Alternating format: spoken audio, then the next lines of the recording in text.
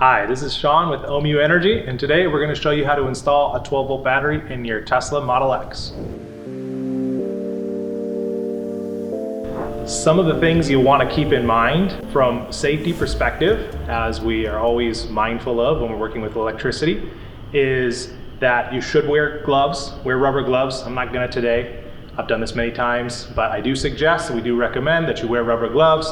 Glasses are also a great idea. Especially with a lead acid battery, as lead acid can spew a little bit if it's a battery that's been cracked. This one has not, so this one we know is fine. But in some cases, you could have acid, and that's when it's really important to make sure you've got gloves on your hands and glasses on your eyes. The other safety considerations when working with any electric vehicle is that the 12-volt power can come from the battery, or it can come from the DC to DC converter, which means that it would be actually coming from the high voltage battery.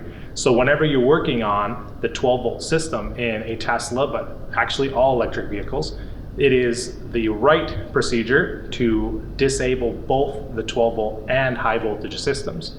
I'll show you how to do it on the Model X, but regardless of which vehicle and what you're doing on that vehicle, actually, you should always keep in mind that 12-volt power in an electric car could come from the 12-volt battery, or it could come from the high voltage pack through the DC converter. And so just always be aware of that and make sure that you disable both if you need to get the power down. The tools we're going to use today is a socket wrench. I'll use a drill, cordless drill, as my socket wrench, which you can do the same, it makes it a little quicker, and a 10mm socket. And then it's really nice to have a swivel adapter for your socket, because there's a couple spots where that helps.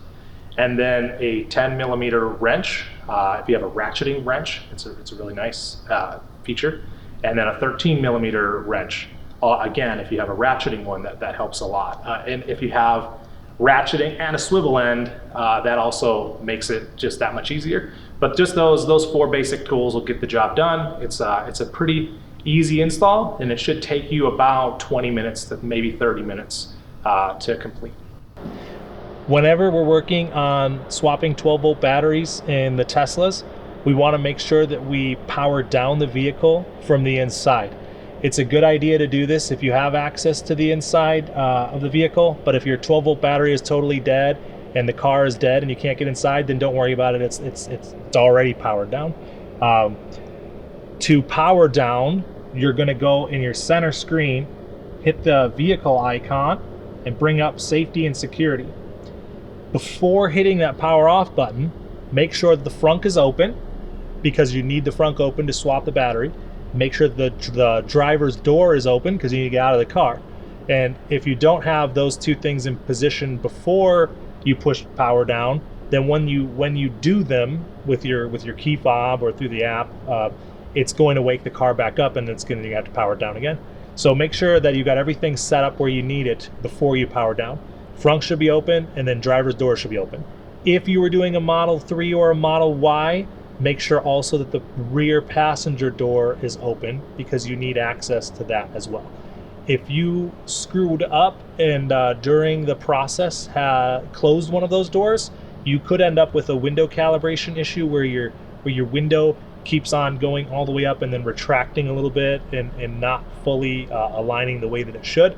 And that's because the vehicle has kind of lost its memory of where the window should be. So make sure you don't open or close doors while the vehicle is powered down. In this case, I've already got the driver's door open and I've got the frunk open, so I'm going to hit power off and then confirm with power off. Now we're ready to go do the swap. So I'll give you a little synopsis of the procedure before we do it. You're going to remove these plastic trim pieces around the outside of the frunk. Then we'll remove this frunk carpet liner.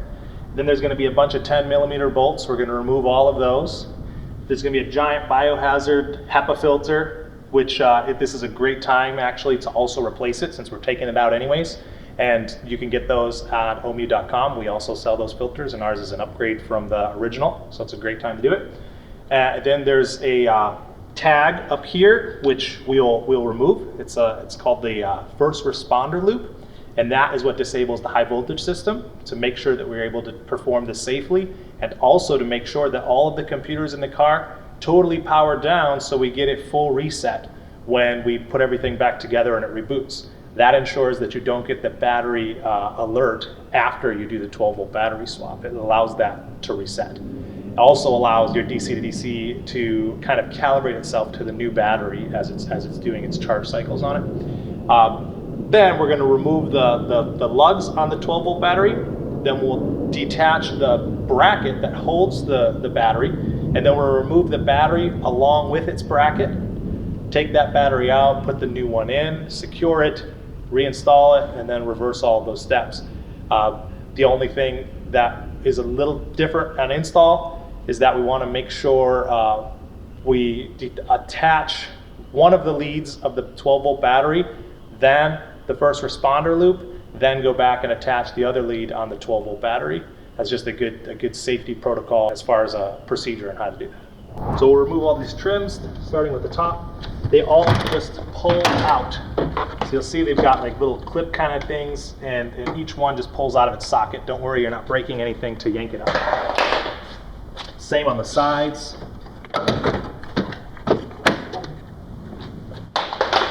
And this side. And the front.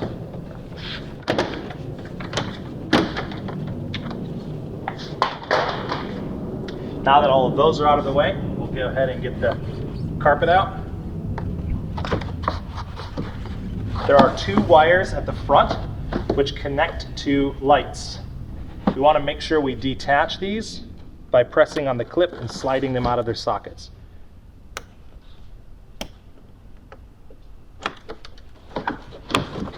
Then that whole carpet will come out. Now we've got a bunch of 10mm bolts that we're going to remove. This is where it's really helpful to have a cordless drill with the attachments on it for your socket.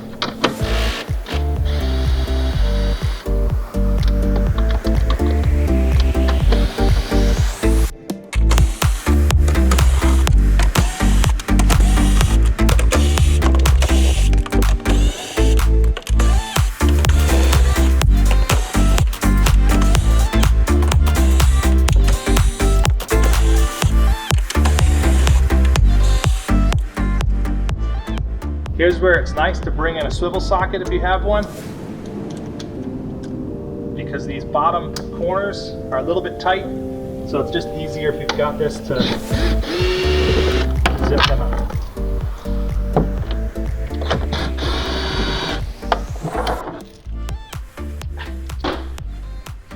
Once you've got all of the bolts out, you can leave them in here. It's an easy place to store them while you're working on it.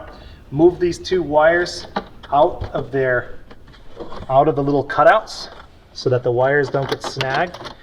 Then you can lift this tub up. It's fairly light, although large, and set that to the side.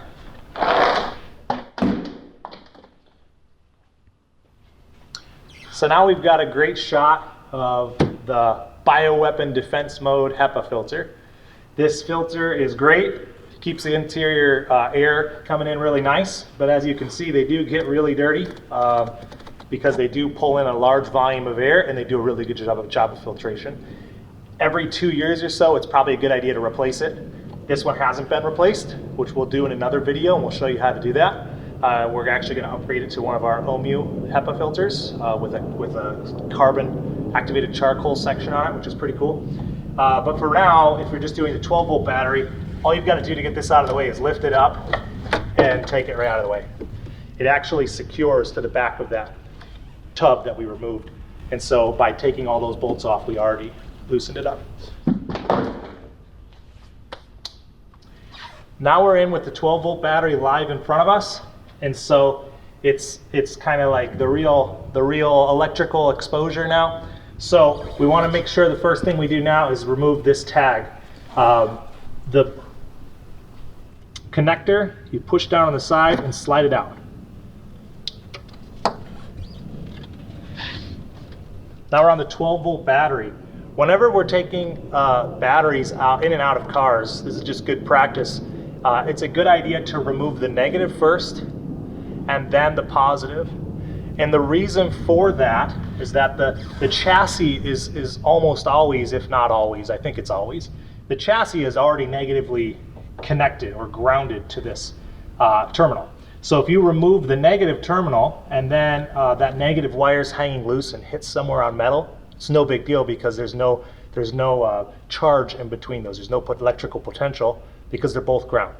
If you were to remove the positive first though, and now that wire is loosely hanging around while you're working on getting the negative off or doing something else, that could, if it touches anything metal, could get you into trouble because it could be a direct short happening if it were to touch something metal through the negative terminal because the negative terminal is connected to ground.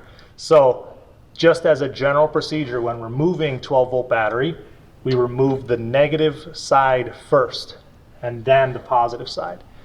Reverse of that, when we're installing a 12-volt battery, we're going to connect the positive side first and then the negative side. You may notice that I pointed to those backwards just now, and the reason for that is that actually our Ohmmu battery is set up with the positive on this side and the negative on this side. So if you haven't swapped or upgraded to our battery yet, then your positive is actually going to be on the left and your negative is on the right. But we don't like that because then our positive cable is crossing over the negative, and the negative is coming from the back and kind of crosses over through around the positive. We prefer to keep them on their own sides. Positive comes from here off of your fuse box, and so we put the positive terminal here. You just got to bend the wire so that it comes over here and it'll connect on this side. And then with the negative, you're going to route the wire so that it stays on its side that it comes from and connects there. What that does is it keeps your positive and negative wires on their sides and they don't cross over each other. And we'll show you more how to do that as we put the Ohmmu 12-volt battery in and we take this lead acid battery out. The next tool we'll use is a 10mm wrench to remove the terminals. So this is the negative terminal on this battery. We're going to loosen the lug connector, then you can rock it back and forth and pull upwards. Slide that off to the side. We're going to do the same thing on the positive terminal. Notice here that while I was doing that, there was some metal contact even with the wrench potentially on this battery bracket. Now this is coated, it should not allow for conductivity through it. But if you had a scratch there and you did have conductivity into this, then that would have created a short had I not disconnected the negative first. So that's just one of those points where it's like, oh yeah, that makes sense. Now we'll take the positive off and put that off to the side. Now here's the special thing about electric cars. If we did not remove the tag first, which means we didn't disable the high voltage system, then the DC to DC converter could still be providing 12-volt power on these two lugs. And we wouldn't know that visually until they touched each other or the positive touched the chassis somewhere, and suddenly we get arcing and we have no idea why because the battery's not connected. And that the reason for that would be that it's coming from the high voltage battery pack. It's coming through that DC to DC converter. They do have fuses, but in that case, you'd probably lose your fuse, and it's a pretty hefty fuse, and then it becomes a pain. You got to go get a fuse and replace it. So you don't want that to happen. So be mindful and make sure that we disable our high voltage system before we get to this point. Now we're going to remove this battery case and leaving this battery inside. There's there's two 13mm bolts on the top that we're going to detach. See one here and one over here. We're going to remove those two 13mm bolts, and then we're going to remove two 10mm bolts from down here on the bracket. Then we'll be able to rock the bracket with the battery kind of forward and up, a little bit to the left, you'll see, and then we'll be able to pop that out. Using a 13mm wrench, we can remove these top two bolts. Once you've got them loosened, you can reach in and finish loosening it by hand. They're kind of long, so it helps if you do it by hand because it'll take you quite a while if you try to do the whole thing through the wrench. Really mindful always around 12-volt batteries and having metal tools or things like watches and jewelry. Positive and negative are always live, especially on lead acid batteries. They have no internal fusing. They have no way to prevent it from just going into like crazy meltdown mode if you allow a short to happen between those terminals. So if this wrench were to touch those two terminals at the same time, it would create that short, and you'd have a massive amount of heat and energy being released, and you could get into trouble. You might fuse the wrench into there. You could create other issues with sparks and arcs and all that. So we want to make sure we prevent that by using insulated tools or just being very mindful on how you position things. Jewelry as well. I'm wearing a rubber band on my watch, but if yours had a metal band, there's the potential that your watch could make contact inadvertently to two metal points in there, and then you could get yourself into trouble that way. So it's a great idea to make sure you're not wearing any metal jewelry and all that kind of stuff when you're working in this space. Now we'll get the other bolts off.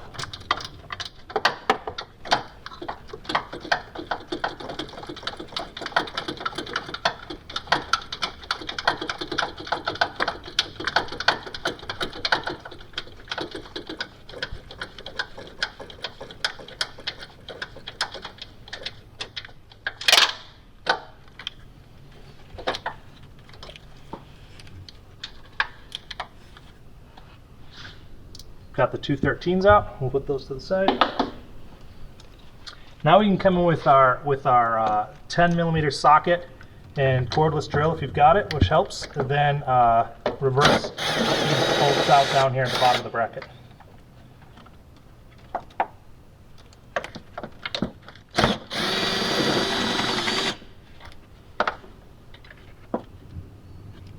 Now we'll set all those to the side. So now we've got the whole battery and bracket assembly loose. You can see it's loose in its space, but it doesn't just easily lift out. So you kind of push it to the left a little, rock it forward and up, and that'll bring that bottom up over its lip. And then once that's done, you can let it go downwards and forwards to pull it out. Now you've got the whole assembly on. You can feel it's kind of heavy, so be careful here and not to drop it on anything and damage your car. And we're actually going to set this on the floor to pull the battery out and put the new one in. Okay, so now you've got your battery with its bracket outside of the vehicle. So we'll go down here, and you're going to see there's a 10mm nut holding it down in its case. Just going to remove that.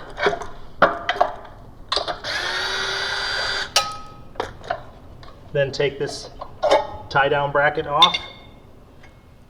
And now it should slide out pretty easily, but it's a good idea to put your foot here on the bracket in case it's tight. This battery is fairly fresh, being that this one was replaced recently at the service center, and so it hasn't bulged out yet. But a lot of these lead acid ones, they'll come out with the sides bulging, and then that creates more snugness in there. Let's go ahead and grab a weight on that battery so you can see.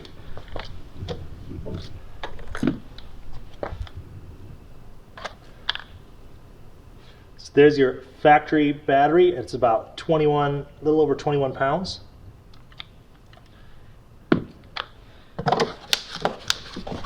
Now we'll bring in the Ohmmu battery.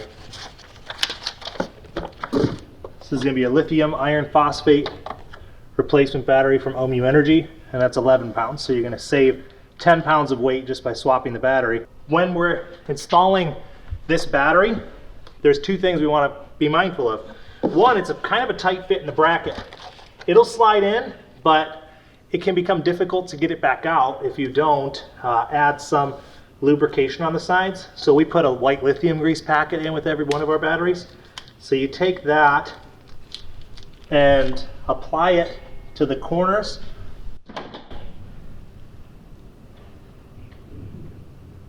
of the battery, because that's where it'll fit into the case tightest.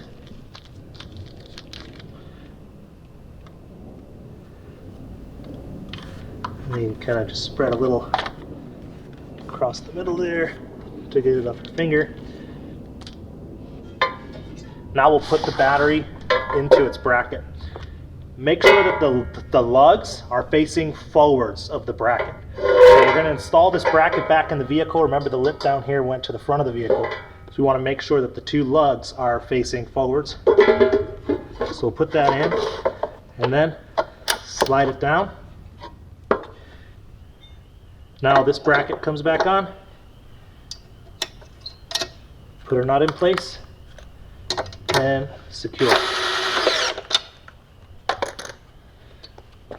Now we can take this whole assembly and install it back in the car. So now we're going to install our battery back in the vehicle. Again, make sure your terminals are facing forwards. With our current Model X revision, it's going to be positive on the right. With our earlier Model X batteries, they're going to be positive on the left. This case you can put in there, come in from the bottom to get it underneath the wires that are there, then lift up from down here and push it backwards until you get that bottom bracket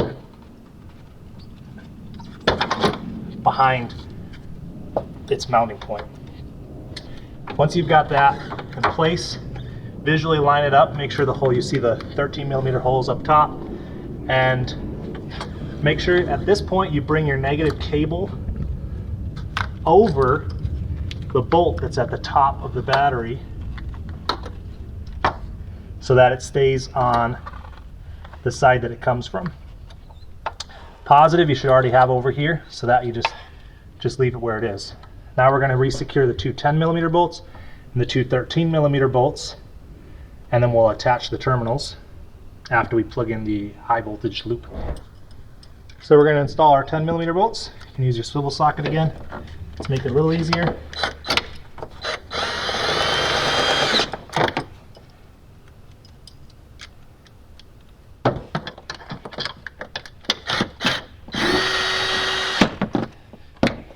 Then bring in your two 13mm bolts. Sometimes it's easier to put these in by hand first before you secure those. Just helps with alignment a little bit to make sure you don't end up with it being too tight and out of place. Not necessary, but it's a good idea, just thought I'd mention. And then we can get both of those in by hand. Get it as snug as you can by hand first. Then bring in your wrench to finish tightening it.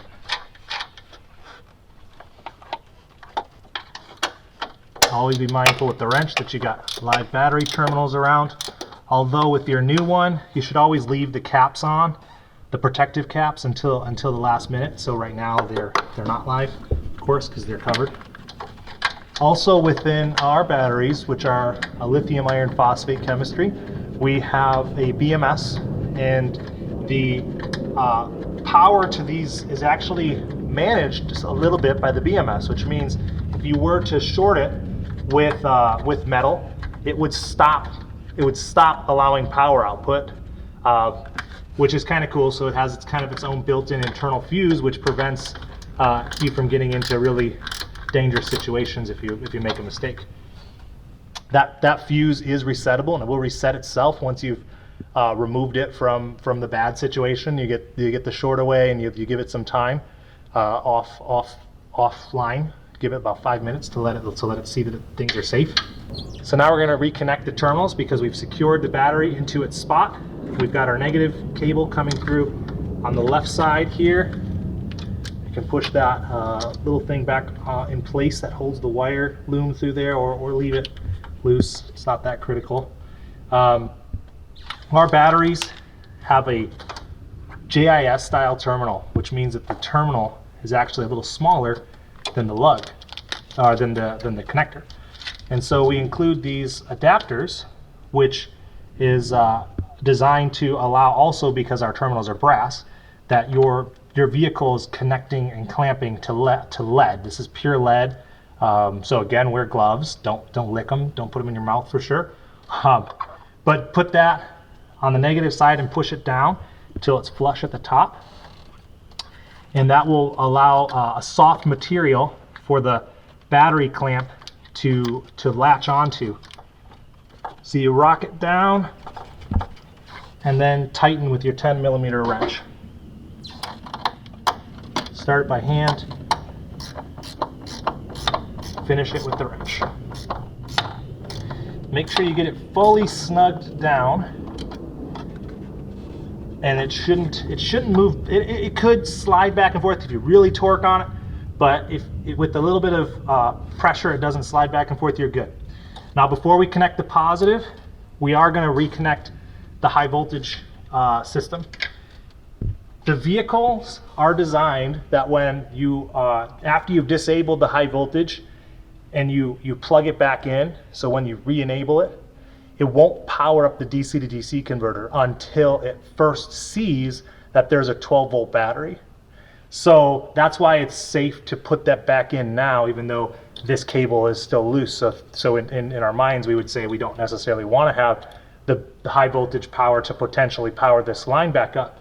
But the vehicles, these Teslas are designed that isn't how it works. So it has to see 12 volts here before it can close the contactor to bring the DC to DC back on. So we'll reconnect this. Just push it in place, hear it click, then you know it's secure.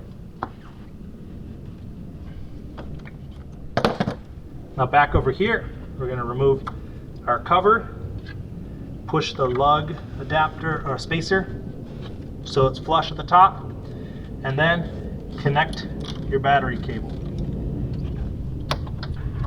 When you make that connection, you're going to hear the car kind of wake back up. You might hear clicking from the battery pack, you might hear the doors, door handles retract or detract in the Model S, or depending on which vehicle, but you're going to start to hear things wake back up.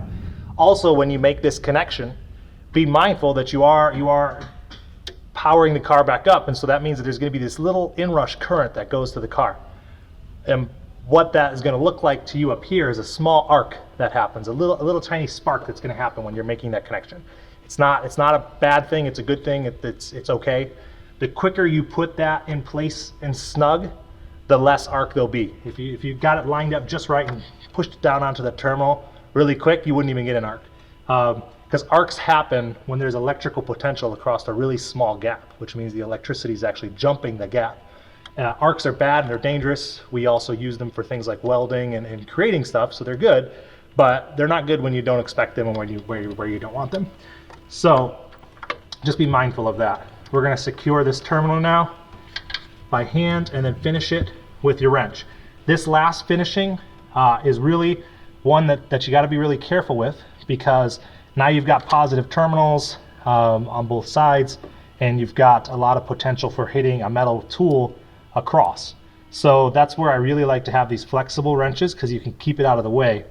So I'll bring it in from this side and then rotate the wrench to tighten.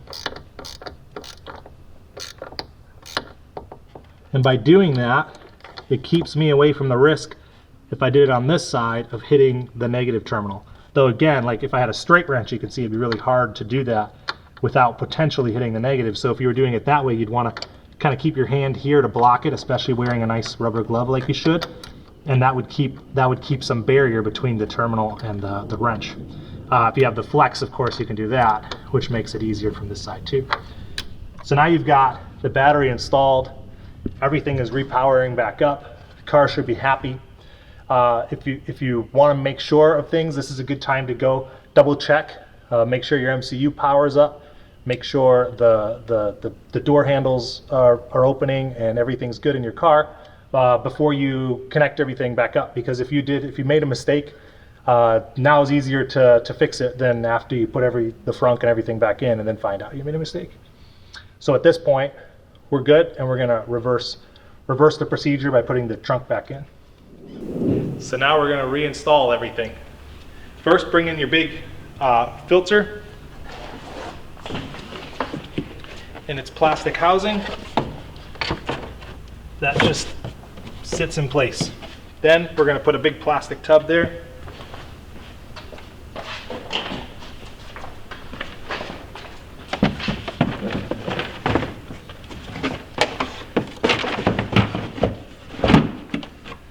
Be mindful when you put the tub in that all of the holes line up. They're not going to be perfect because that filter back there is loose, and so some of them that are attached to the filter could get a little out of space.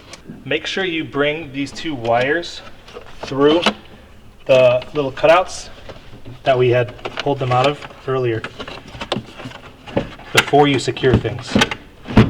Now they're going to connect back into their lights, of course, at the end. Now we're going to re-secure by just bolting down all of these with the 10mm bolts.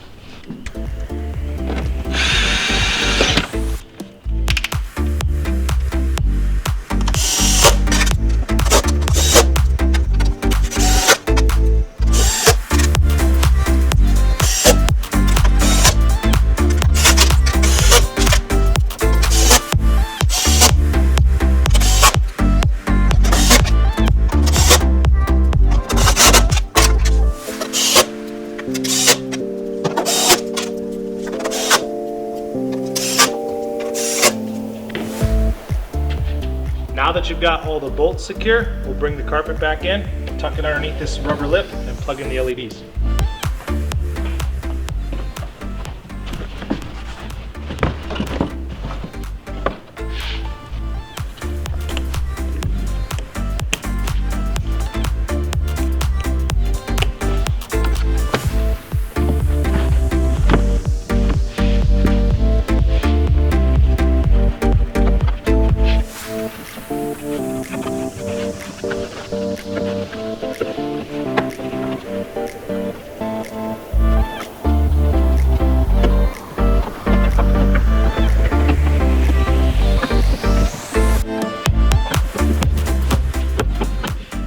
Some people may find it's easier to just remove this entire rubber piece all the way around and then put the carpet in and reinstall it over the top of it. And that may well be I think that's even the procedure from Tesla, but I find it's actually easier to just do it how we did it, where we tuck the carpet in underneath the rubber and just work our way around. It's pretty simple. Now we'll put the plastic trim pieces back in place. We'll put the front two sides and then finally the back one. The only one thing to be mindful of is this tag technically should be exposed so that it's visible to first responders so they know where it is. At this point, most of them aren't, because when people have done this, they don't pull them back out, but they really should be sitting right about there when you put the cover back on. Just like we removed them and they just pulled off, they're just going to snap back in place. So once you get them aligned properly,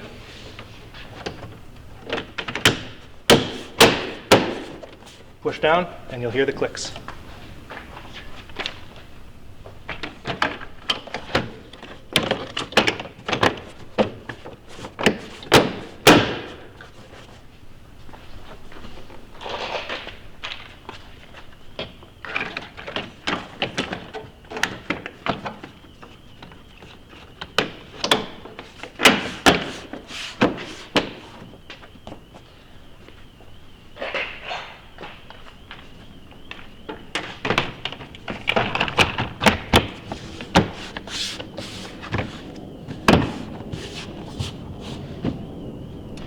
So now you're all set. Your car has been upgraded with a new lithium 12-volt battery. It's going to last much longer. We project that they'll last 8 to 10 years. We warranty them fully in any climate in the world for 48 months or 4 years. And we have been selling these for 5 years. And so far we've had a lot of success. They've been lasting as we expect and continue to outperform everything else available. So not only to get that durability and that long-lasting reliability, but also, of course, the weight savings is a big deal, and the performance, which means the nominal voltage is always going to operate just a little bit higher in your vehicle, which is really good for things like running LEDs and for the subwoofer. So because amplifiers, they pull a lot of current. So they'll pull a lot of current, and that'll pull the voltage down. It's called voltage sag. And with our batteries, lithium chemistry, that voltage sag is far less than with lead, and so people find that you get better performance from your subwoofer, which is pretty cool. So when you get back in the car after doing your 12-volt swap, you're in a Model X, you're gonna have to calibrate the back doors. So to do that, you'll just hit the vehicle icon on the bottom left, and then the quick control screen comes up, and it'll say calibration needed. Hold button to close door until calibration is complete. Just make sure that there's nothing just immediately outside of the doors, and hold this button down. You'll hear them unlatch. They won't actually fully open, and they'll open just a couple inches, and then they'll come back in and find that they're totally closed, and then the doors know that they're closed, and it'll say calibration complete. So that's all you've got to do, and then your doors will be calibrated and you're ready to go. Thank you for watching our video today. We hope you learned some things and we could help you out with your vehicle. If you ever have questions or concerns, you can always go to our website, ohmmu.com/support, and see some of our frequently asked questions answered there. We also have a video collection that you can look through and see if they're helpful for you. And of course, you can always reach out. We have live chat through the website, or you can email us at support@ohmmu.com. And as always, we appreciate you and enjoy your car.